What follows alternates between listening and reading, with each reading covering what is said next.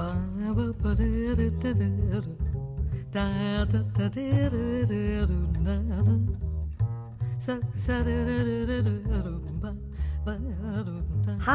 welcome back to Spider's Web. This week I'm here with Dee Alexander. Yes, the Dee Alexander, international jazz vocalist, also star of her own radio program that is syndicated now. And she's played all over the world. She really is one of my very favorite jazz vocalists of all time. And she happens to be living. She's living, and she's sitting right next to me. And I've had the glory of performing with her many times on many stages. And please take a good listen and introduction to my dear, dear friend, Dee Alexander. Hi, Dee. Hey, Spider. How are you, darling? I am... Meow. Meow, baby. We're here in my home. Yes. Having an interview. Yes. And this is glorious. And there are so many... Needless to say, so many facets to your career that it was hard to nail down what we were going to talk about today. So tell us, you're going to talk about somebody that really influenced your whole life and career, right? Absolutely. I would be remiss. I mean, this is where my career actually started with my mentor. His name was Light Henry Huff. And his name was actually Henry Huff, Henry Lincoln Huff. But he got the nickname Light at a very early age because he was very spiritual and just a doll, just a sweetheart and very talented. And a lot of people thought he was crazy because, he was a genius. So that kind of goes hand in hand. I struggle with this myself every day. Another day of genius. I can't take it. But I met him in the early 80s, and he was a multi-instrumentalist. He played all of the saxophones. He played from soprano to bari. Oh, wow. He also played bass clarinet, and later on he picked up the flute and also percussion instruments. I had the pleasure of being in a group with him. The name of the group was called Breath. And when he decided to put this group together, it was myself, Yosef Ben Israel, the bass player, that's fabulous bass player here in Chicago, as well as Avriel Ra, drummer. And I asked him, why the name Breath? He said, because we were all air signs. And there was But there was a group called Air. Henry Threadgill's group was called Air, and they were all air signs as well. So he said, well, they have the group Air, we'll be Breath. And one of the things that we used to say all the time back in the 80s is, you got to be in the breath because that's where life begins. And with him being... So true. Yeah. And with him being a saxophonist, myself being a vocalist, let's face it, you need your breath. You need your breath. Mm-hmm. So that's how the group came into existence. And he wrote, everything was original material. And I'm so honored because he wrote all of these songs with me in mind to actually sing. Oh, how wonderful. Yes. And a lot of the songs initially I was just basically like the fourth instrument. It was just all vocalese. Which I know that is one of your favorite things in the whole world. Mm-hmm. It is the way you approach singing is very, very musical and instrumental, an instrumental vocal, you know. I did. How far along in your career was this when you worked with him? Oh God, I was still a baby, wet behind the ear. Oh, you were what, 10, 11, somewhere 15, in there. 15. That's it.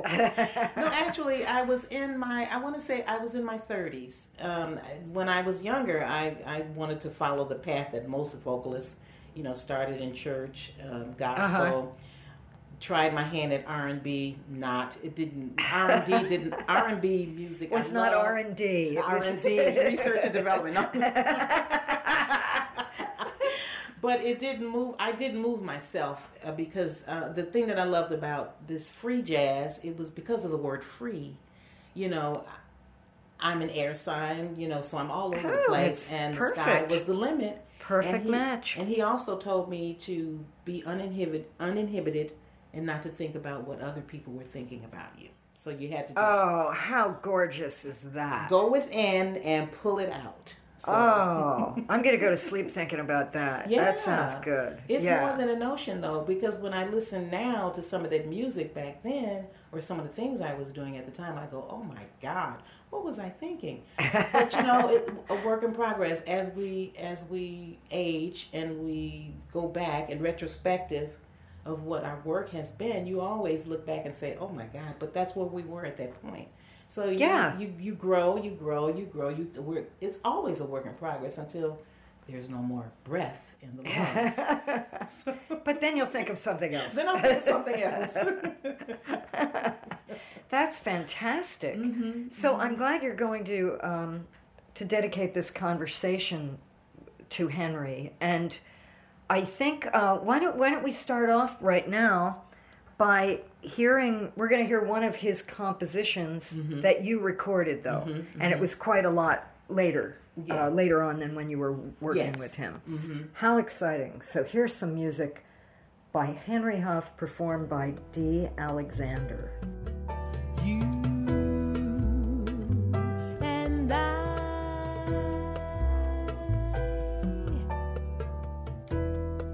have always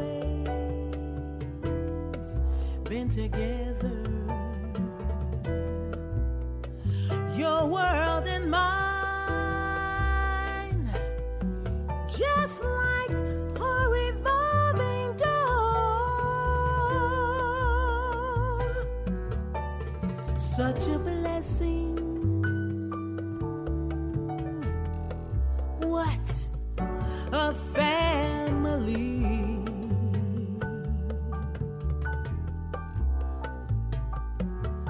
So many branches, such a strong tree,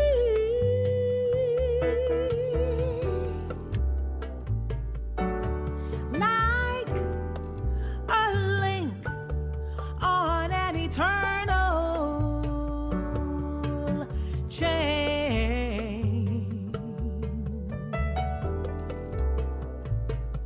We're together, we're the same.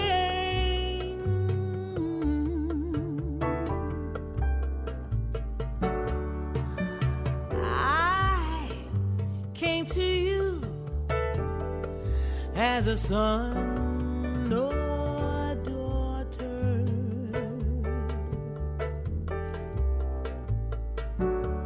But in the past, you came to me. Speak to God on my behalf. Beautiful. That was a song called You and I by Henry Huff, and Dee Alexander's performance, of course. And tell us more about Mr. Mentor. Well, I'll tell you this, that when he died, I was devastated. It was like... It was shocking. No, it wasn't shocking because it was a gradual process. He was losing weight. He was on oxygen. And he had an autoimmune disease. You were just telling me that before we started. Sarcoidosis. Wow. It's becoming pretty prevalent now. And I think one of the things, he used to paint. I think it's a reaction to chemicals, because he used to use that really serious paint. He used to do outdoor painting. Oh, and that paint is very toxic. In earlier times, not that long ago, there could be anything scary in there. Exactly, and as a result of that, he became very ill. He had a constant cough, because I used to always tell him, you need to go and see about that cough, because that's not normal, that you're coughing like that all the time. Oh. So anyway, he succumbed to that, and I want to say about a month, I went into a serious depression, because we talked on the phone late at night about all types. We talked about everything. Oh. We talked about mysticism, religion, psychology, we talked about the cosmos, we talked about spirituality. He was just that type of individual. But of course, we always talked about music. And late at night, I would get an idea about something, and I'd call him up, and we'd work things out over the phone. Yay! Yeah, we'd work things out over the phone. So when he passed, I just went into a severe depression, and I would say maybe a month after he passed, his mother called me. And her name was June Huff, and she had one of these very commanding voices. She called me up early in the morning because I wanted to call her and go over there, but there were so many people around, and people were trying. Yeah, that's a rough time. It was a rough time. People were trying to get things. Oh, he said I could have this instrument. Oh, he said I could have this book. Ouch. Yeah, she was dealing with all that. So she called me and she said to me, Dee, and I was in bed and I sat up. I said, "Hi, Mrs. Huff." She said, "How are you?" I said, "I'm great." She said, "You know, my son loved you." And she said, "I want you to take care of his music." What she meant was I got all of his music. I got it all charted because he had everything was recorded. I got it all charted and I got it copywritten and published. And that's fantastic. Yes. And as soon as the ink dried, all of these fantastic things started happening for me. In the song Whoa. You and I, one of the part of the lyric is in the song You and I, speak to God on my behalf. And he was working, and he still does, because there is not I'm a getting day. weepy. Oh man, I know. I'm fighting back tears too. There's not a day that doesn't pass when I don't think about him. As a matter of fact, when he was ill, he told me he knew that he wasn't going to live to be an old man. I said, "Oh, you don't know that. Only God knows that." He says, "Oh, I know. I'm not going to live to be an old man." And he was in his early 40s when he died. Oh no. Oh. But God called him on because he had something else that he wanted him to do on the other side. Yeah. So I wrote a song called "See You on the Other Side," and it's my ode to Light Henry Huff. And we're going to hear that now. Yes. Beautiful. Thank you. Let's check this out. Thank you for your influence, your guidance, how to shape a song and make it belong to you. Here I am, can you hear me? Here I am, do you see me? I'm living my life like you said I would. You said you would always be there. All I had to do was just call your name.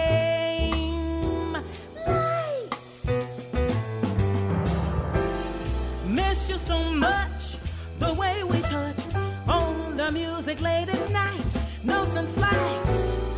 Thank you, life, for being so bright inside.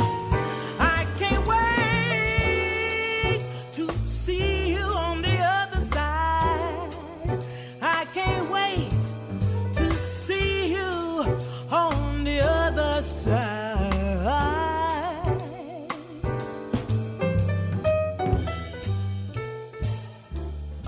That was "See You on the Other Side," and I'm listening to Dee Alexander tell me stories about the fabulous Light Henry Huff.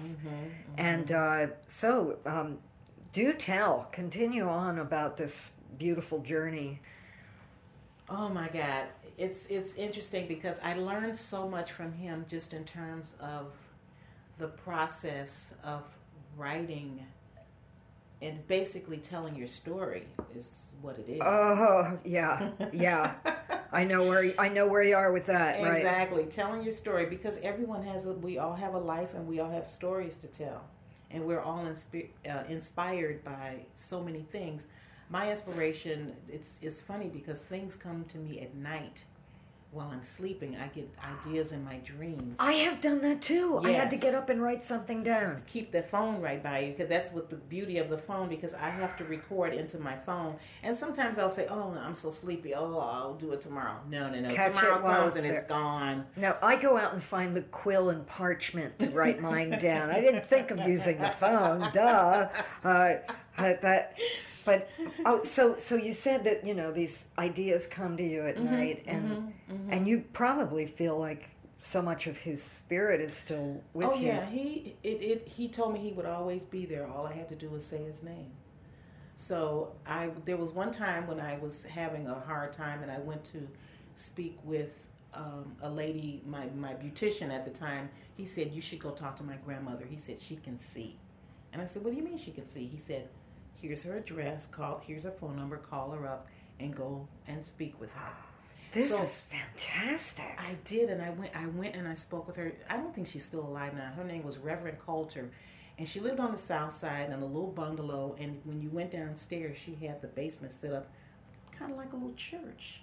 You know, she had her altar and chairs and everything. So anyway, when I got there, I sat down across from her, and she said, how can I help you? I said, I just need to talk to someone.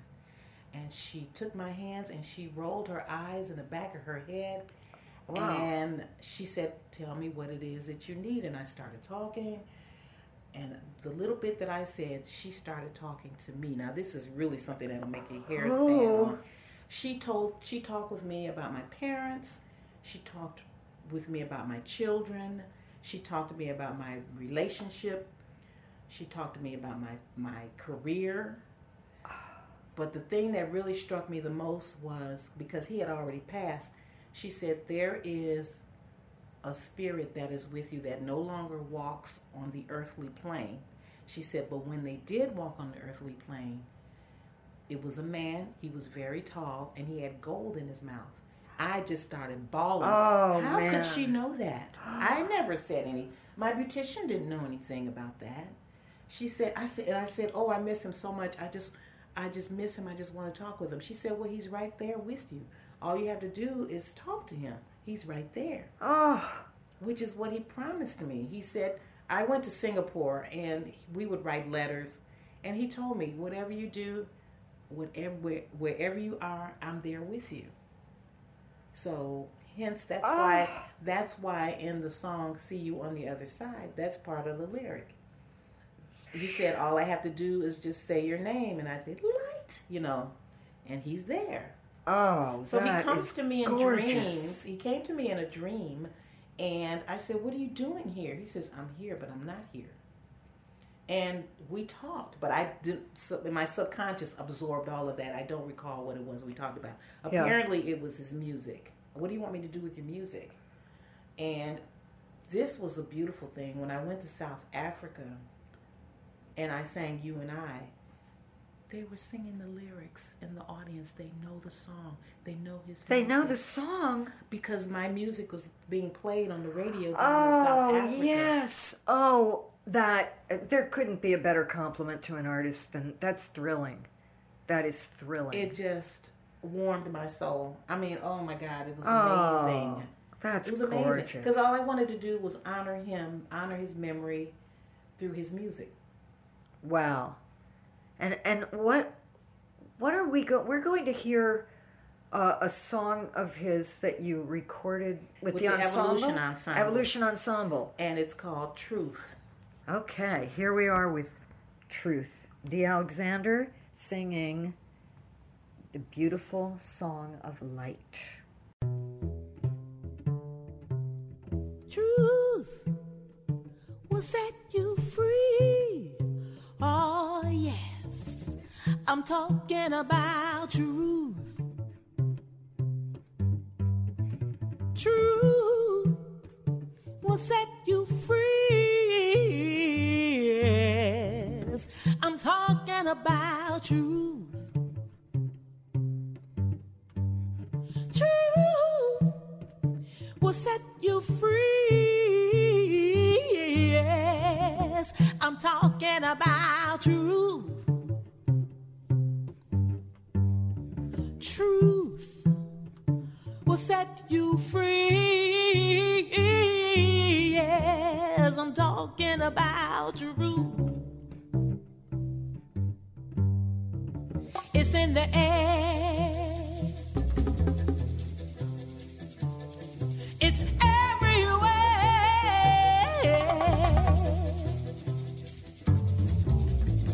You gotta be it so that you can see it. Yeah. You gotta know it so that you can flow with it. you gotta keep it so that you can reap it. Yes.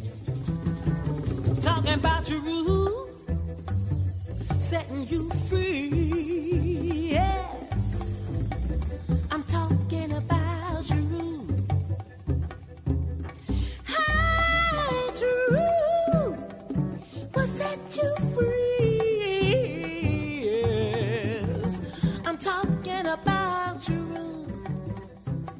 Well, this has been quite a beautiful, surprising adventure. As I told Dee, while you were hearing music, we were talking, but I said if I knew you were going to go to this place in this interview, I would have brought my seatbelt. This has been a trip.